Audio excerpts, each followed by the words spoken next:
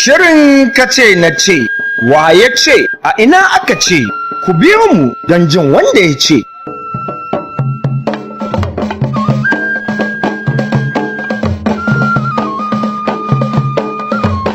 Gaskiya muna fata Aminu Bello Masari ya lashe zaɓe.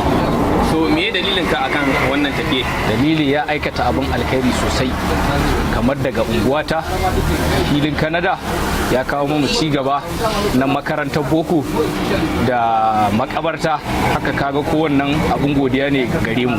To me yasa kake raunana tunaninka akan shi Honorable Yakubu Lado Dan Marke?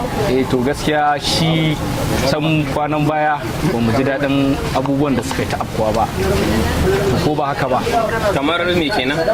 To kamar abin da ya faru, kaga dai mutane sun ce Lado PDP yayi kuma APC yayi wannan da yayi wannan, to kuma muna fatan Aminu Bello Masari dai ya maimaita mu wannan kujera.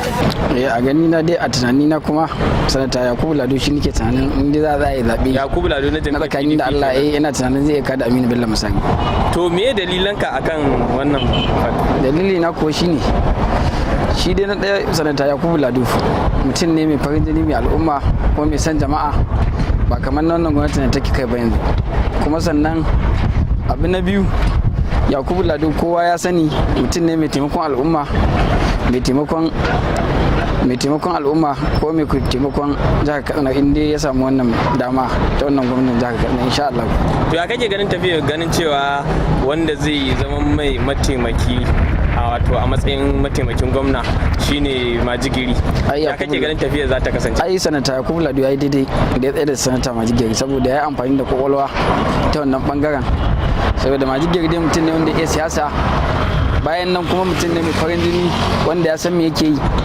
Kuma Yakubu Lado ya diba ya hanga ya gaba wanda ya dace tsaye da a matsayin mataimakin shi in ba Majigiri ba, kuma wannan shi zai bashi dama ya taimaka mai daga ya cimma gaci, insha Allah.